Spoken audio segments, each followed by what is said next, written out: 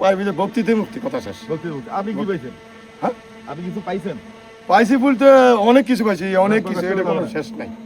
পাই নাই এটা আবার করে বলি।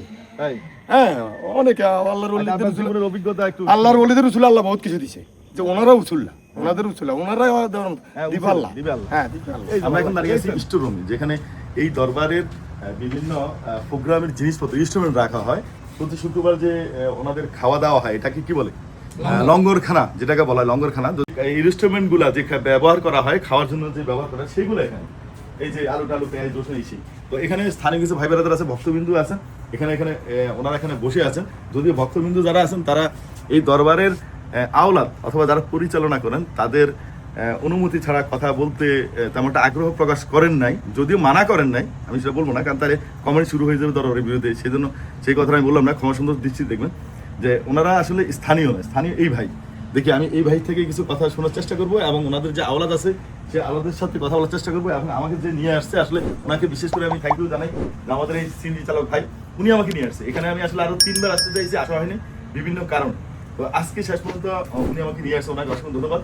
তো আজকের ট্যুরটা আমার কিন্তু লক্ষ্মীপুরে, এবং আমি লক্ষ্মীপুরে আরো বিভিন্ন স্থানে যাব। আর নন্দনপুর দরবার শরীফ হুজুরের সাথেও দেখা করার চেষ্টা করবো, ওনার সাথে অনেকদিন দেখা হয় না। তো ঠিক আছে, আমার সঙ্গে থাকুন, দেখতে থাকুন। আজকে অনেক কিছুই জানাবো, অনেক তথ্যই আপনাদেরকে আমি উপহার দেবো। আল্লাহর বাংলাদেশ, এই শহীদ গাজীর বাংলাদেশ, রহম করুন আল্লাহ। আসসালামু আলাইকুম দর্শক, ধর্মীয় এবং দর্শনের চ্যানেল থেকে আপনাদেরকে আজকে আমি নিয়ে আসছি লক্ষ্মীপুরের রামগঞ্জে। যদিও এই ঈদে আমার ট্যুর চলতেছে লক্ষ্মীপুর জেলার বিভিন্ন ধর্মীয় স্থান এবং দর্শনীয় স্থান নিয়ে। তো লক্ষ্মীপুর জেলার আজকে আমার প্রথম দিন।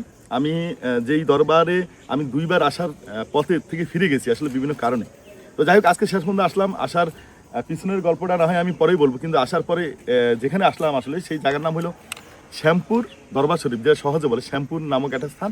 তো আমরা আসলে এই জায়গার ঠিকানা এবং বিস্তারিত জানার চেষ্টা করবো এখানকার স্থানীয় লোকদের থেকে, এবং এখানকার ভক্তবিন্দু যারা আছেন ওনাদের থেকে। তো প্রথমে আমি এখানকার স্থানীয় ভাইয়ের কাছে যাবো। ভাই আসসালামু আলাইকুম। উনি স্থানীয় লোক এখানে, যদিও আসার পরে ওনার সাথে আমার পরিচয় হয়েছে, কথা হয়েছে, মানে আমি জানছি উনি এখানকার স্থানীয় লোক। আর আশেপাশে আছে এই যে স্থানীয় এবং ভক্তবিন্দু আছে, এই এক ভাই আছে, উনি স্থানীয় কিনা আমি জানি না, হয়তো ভক্তবিন্দু, উনি ভক্তবিন্দু। আচ্ছা, আমরা একটু সামনে যাই, এর ফাঁকে ভাই বলি, আপনি কি এলাকার?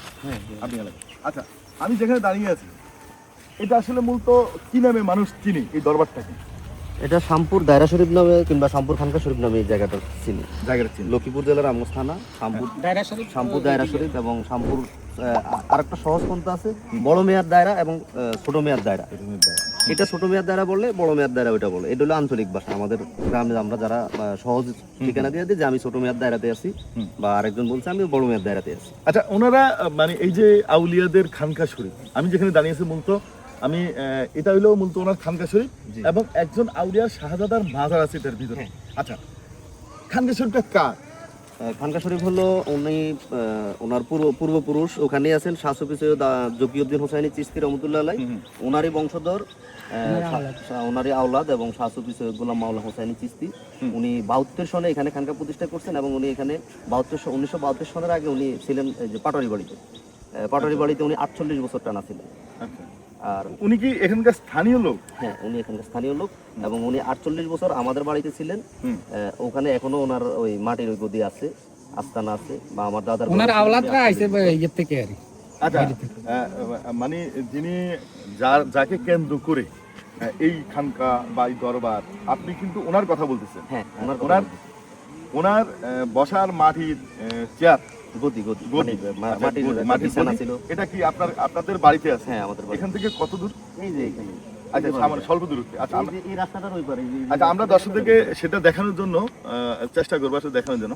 আচ্ছা, এই আপনাদের এই উরুস মাহফিলটা কবে করেন? যেই পীরের কথা বলছেন, যে আউলিয়ার কথা বলতেছেন, ওনার উরুস মাহফিলটা কবে করেন? আসলে ওনার উরুস শরীফটা এখানে হয় না, যিনি এটা প্রতিষ্ঠা করছেন ওনার উরুস শরীফটা এখানে বাৎসরিক উরুস শরীফ হয় না। ওনার উরুস শরীফটা হয় শরীয়তপুর নড়িয়া থানা, পণ্ডিতসার গ্রাম, চিতিনগর দরবার শরীফ, ওখানে শ্যামপুর হুজুরে বাড়ি, ওখানে ওনার বাৎসরিক অনুষ্ঠানটা হয়। ওনার মাজারটা ওখানে শরীয়তপুরে। হ্যাঁ, তাহলে যিনি খানকা প্রতিষ্ঠা করছেন আর জেনার শাহজাদার মাজার এখানে, জি, ওনার মাজারটা আবার শরীয়তপুর। ওনার মাজারটা শরীয়তপুর। তাহলে দর্শক সহজে ব্যাপারটা বোঝা গেছে। আমিও প্রথম একটু বেড়াই ফেলছিলাম।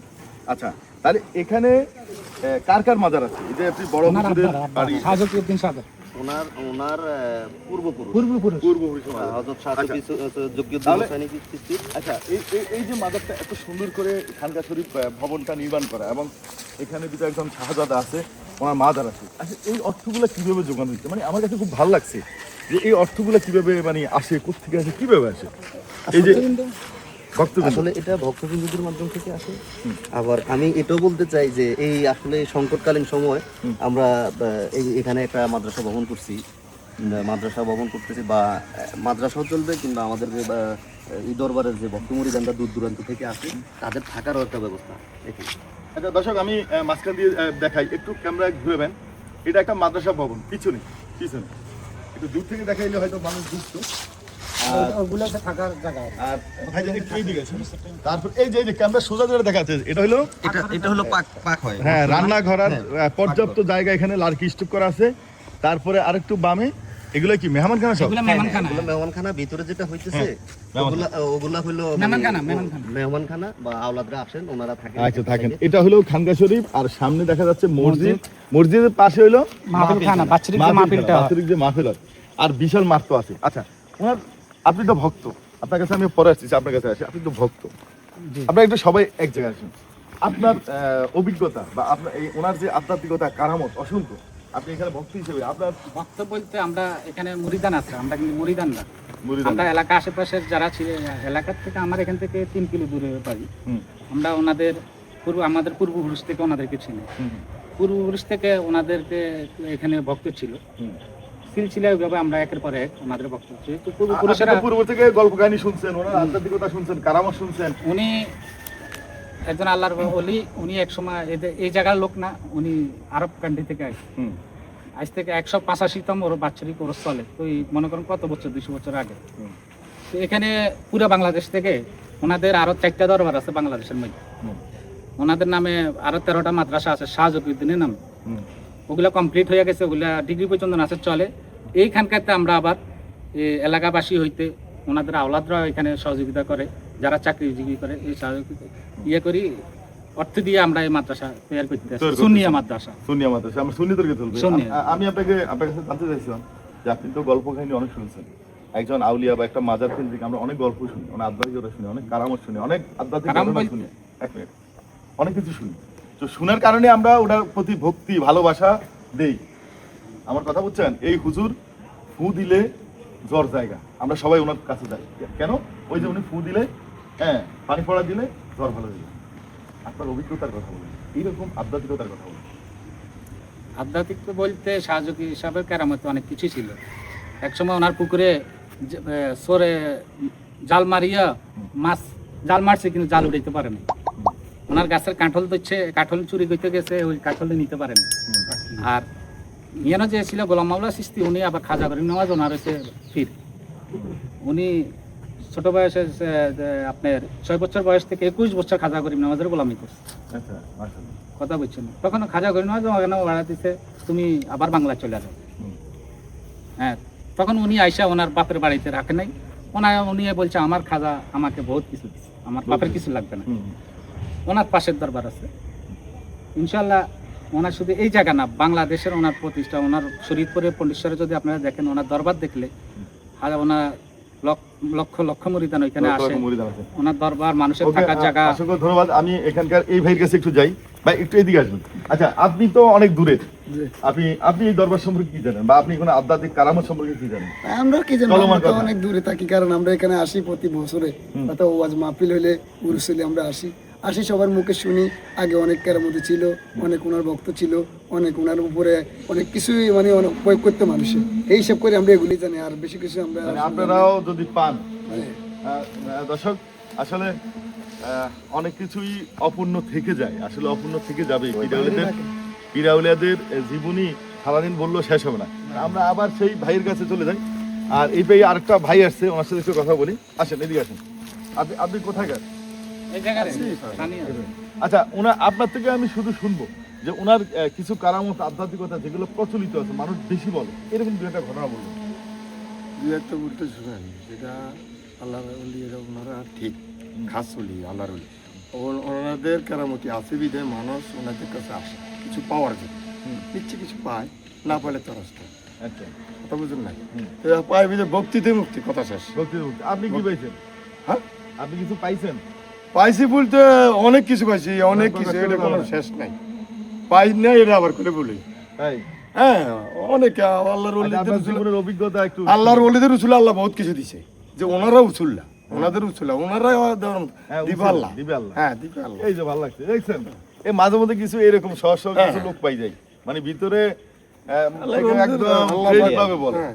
এই যে আসলে আল্লাহ দিবি এই আল্লাহ কথাটা আমি সবসময় বলি ওনারা আপনাদেরকে। তো হলো উসুল্লার যে মাধ্যমে আসলে ওনাদের উসিলা ছাড়া কিছু হয় কিছু না। হবে না তো উসিলা লাগবেই হুম। তো উসিলা ছাড়া ঠিক আছে আমি এখানে আইতেও পারতাম না না এটা তো আরেকজনের বুঝেন, আচ্ছা। একটা উসুল্লা আচ্ছা লাগবে অসংখ্য মানে আসলে ঘটনা আছে ওনার কারামত আছে হুম। দুই একটা মানে একদম বেশি মানে মানুষ মুখোমুখি এরকম দুইটা ঘটনা বলে উনি এরকম দুই একটা ঘটনা বলতে উনি আমরা যে পূর্বপুরুষ মুরবিগতাই শুনছি ৪৫ দিন চিল্লের মধ্যে ছিল মাটির মধ্যে ছিল আচ্ছা ৪৫ দিন থাকার পরে ওইখান থেকে উনি জীবিত উঠিয়ে এটা একটা কেরামতি জানাইছেন আচ্ছা ইচ্ছা আছে ওনার মাথায় কিছু না থাকলে কি আর এটা হচ্ছে আমি বুঝি না ৪৫ দিন ১.৫ মাস ৪৫ দিন যদি একজন লোক সে আমার মাঠের নিচে থাকে চিল্লাতে থাকে উনি আবার দিন ধরে উঠে গেছে তাহলে নিচে কিছু আছে নিশ্চয়ই কিছু আছে। আছে বাবা, ইচ্ছা আছে আচ্ছা আমরা একটু ইয়েতে যাব ওই মসজিদের সামনে যাব আর যেতে যেতে আমরা ভিডিওটা শেষ করব এর ফাঁকে যদি কারো কাছ থেকে কোনো তথ্য পাই নতুন তথ্য পাই অবশ্যই সেটা আমরা নিব আর ভিডিওর মাঝখানে অথবা ভিডিওর শেষে আপনারা পেয়ে যাবেন যে এখানকার যেই লিল্লা খাওয়া লঙ্গরখানা এবং স্টোরুম সেই ছোট ক্লিপটা পেয়ে যাবেন তো আমি এই মুহূর্তে বলতে পারতেছি না যে কোন পজিশনে গেলে ওই তথ্যটা আপনারা পাবেন দর্শক আমি সেই সুন্দর খানকা শরীফ একজন শাহজাদার মাজারের সামনে দিয়ে যাচ্ছি আসলে এটা এত সুন্দরভাবে ডিজাইন করা হয়েছে এটাই আমার কাছে অনেক ভালো লাগছে আসলে বিভিন্ন দরবার খানকা শরীফ যদি এরকম ভাবে করা হয় মানে বিশেষ করে খানকা শরীফ তাহলে খানকা লোকজন আইসা মনে শান্তিতে আল্লাহর ইবাদত করতে পারবে মনের শান্তিতে বা একটা মানে অনেক শান্তি লাগবে অনুভব করে যে আমি একটা সুন্দর খানকা শরীফে বসে আছি আসলে আমারও যদি কখনো সৌভাগ্য হয় হয়তো এই খানকা শরীফে আমিও আসার চেষ্টা করবো কোনো একদিন আইসা এখানে আবাদত করবো দর্শক এই খানকাটাও যিনি খানকা প্রতিষ্ঠা করতেন, ওনার সেজ সাহেবজাদা। উনি তৎকালীন ব্রিটিশ ইয়ের বুয়েটের ফার্স্ট আমি বলবো আচ্ছা ওনার ড্রয়িং করাই এই হুজরা শরীফ মাজার এবং এই আচ্ছা আমরা একটু তাইলে আমরা একটু খানকেশ্বরের ভিতরটা একটু দেখাই দর্শকদের যদি না দেখাই বলবো যে এত সুন্দর তারিফ করছেন তুমি ভিতরে দেখাই চলেন একটু ভিতরে দেখি এই তালা তো বন্ধ দেখতেছি সাথে নাই খাদেম যে ছিল সে তো নামাজ পড়ে মনে হয় দেখলে ইউতে গেছে কিনা আচ্ছা আসুন আমরা একটু দেখাই আসলে মানে আমারও খুব দেখতে মন দিই এই যে উপরে লেখা আছে সম্পূর্ণ খানকে প্রতিষ্ঠাতা হযরত কুতুবুল আলম সাফি সৈয়দুল্লাহ মাওলানা হুসাইন চিশতি রাদিয়াল্লাহু তাআলা আনহু প্রতিষ্ঠিত 1387 বাংলা সন 1972 খ্রিস্টাব্দ। এই হুজরা শরীফের খানকা শরীফের একমাত্র হুজরা।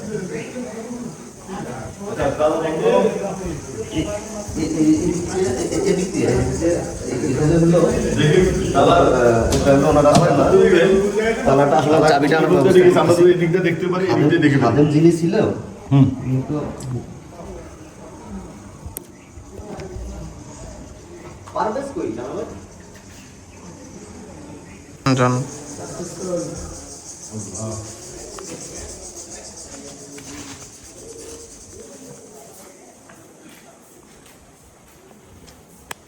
এটাই খানকা শরীফ যদিও এটা আগে এরকম ছিল না এটাকে সৌন্দর্য বর্জন করে এটাকে এত সুন্দর করা হয়েছে আর এই সেই খাট বিখ্যাত আসলে দেখার সৌভাগ্য সবাই হয় না আমার হয়েছে তবে আপনাদের কিন্তু একটু দেখেন এটা কিন্তু কাঠের কিন্তু আপনারা দেখে হয়তো বুঝবেন এটা ওই কাঠের খাটটাকে বাউন্ডারি দিয়ে রাখা হয়েছে তাই না যেন হ্যাঁ নষ্ট না হয় যেন নষ্ট না হয়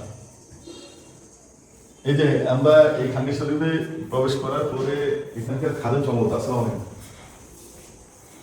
খাদেম সাহেব উনি আছেন মাজার শরীফের ও আচ্ছা আচ্ছা আচ্ছা মাজার শরীফ হুজরা শরীফ দুইটা মিলাই আছে ভাই এই মাজার হ্যাঁ। আর এই হুজরা শরীফ ওই মাজার তো না না, না, না, আলাদা। আলাদা।